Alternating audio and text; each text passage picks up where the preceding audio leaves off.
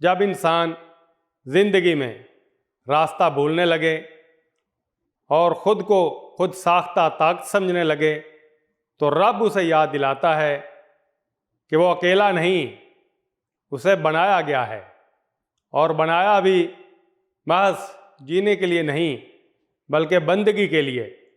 اللہ رب العالمین نے فرمایا، لوگوں بندگی اختیار کرو اپنے اس رب کی جو تمہارا اور تم سے پہلے جو لوگ ہو گزرے ہیں ان سب کا خالق ہے۔ تمہارے بچنے کی توقع اسی صورت ہو سکتی ہے، سورہ بقرہ آیت 21۔ یہ آیت راز کھولتی ہے کہ بندگی ہی انسان کی اصل پہچان ہے۔ خالق کی پہچان بندگی کا دروازہ کھولتی ہے، اور یہ دروازہ انسان کو ہلاکت سے بچاتا ہے۔ یہ آیت دل کو جھنجھوڑتی ہے کہ رب صرف پالنے والا نہیں بلکہ عبادت کے لائق بھی ہے۔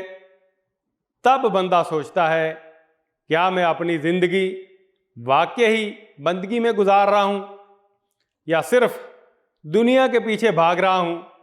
اے اللہ، ہمیں اپنے خالق ہونے کا حق پہچاننے والا بنا اور ہمارے دلوں کو سچی بندگی کی طرف موڑ دے۔